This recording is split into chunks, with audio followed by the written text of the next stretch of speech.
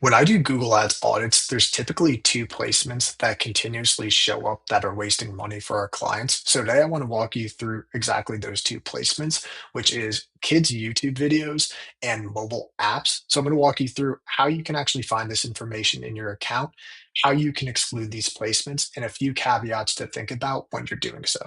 So the first thing is when you're in your account, let's go to campaigns and then we'll look at audience keywords and content, and you'll click on the content dropdown.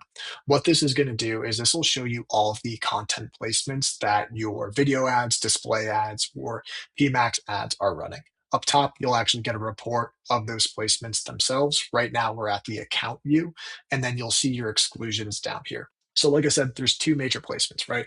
The kids' YouTube videos and the mobile apps. So first, I'm going to show you how to exclude the kids' YouTube videos. And so there is no true easy way to do so. When you go to the edit exclusions, you can pick YouTube channels one by one. But as you know, there's thousands of them out there. You can actually click on the actual YouTube videos that you want to exclude from. So what I typically do at Well in Marketing is there's this organization, Lunio. They've made a incredible list for exclusions on YouTube. So shout out them to give them credit. But this is a great list of like 16,000 starter placements on YouTube to exclude. It's not just kids YouTubes, but also it's like the spammy YouTubes that they've been able to find. So this is a great time saver.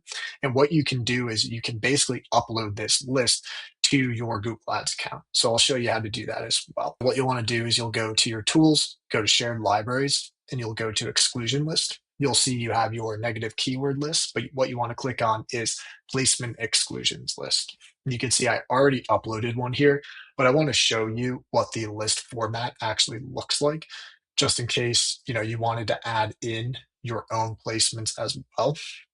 So you can see here, basically what the file shows is the row type, which is a negative placement, the action, which is you going to be adding it, the placement exclusion list you're adding to, and the actual placement exclusion, which is the YouTube channel itself. So once you have that file created for yourself, you'll just upload it here. And now what you're able to do is not at the account level or campaign level, but right here, you can easily just click on the actual list that you want to use to exclude, and you can apply it to any of your campaigns that you're running. Secondly, I wanted to show you mobile apps. And so this one is a bit easier. And what you can do is going back to your actual campaigns and clicking on content. Typically, you'll want to do this as well at the account level because a lot of the times you don't want your display video or PMax campaigns running on any of those low quality mobile app placements. So you'll click here, and what you can do is you can go to app categories and you can actually click through like all 140 of them to exclude yourself from those. But another kind of like key hack here is you can actually go into this enter and you can place this mobile app category number and add it as a placement. And so what that's going to do is actually exclude all app placements from your campaigns. Now, small caveat here is that this exclusion does not work for PMax campaigns. It will only work for display and video. So if you are running PMax and you want to add in the app exclusions, unfortunately, you do have to go through all 140 placements and just click every single one.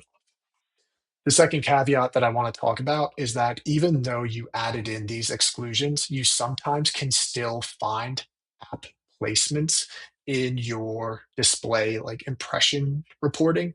The reason being is sometimes apps are miscategorized, and so they're uncategorized and they'll show up.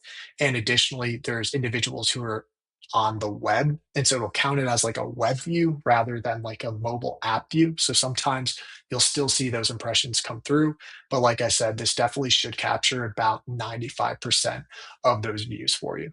I hope that this helps you in excluding any of those low quality placements and enabling your campaigns to build brand awareness with the correct audiences and ultimately drive down your cost per acquisition for your campaigns. Thanks.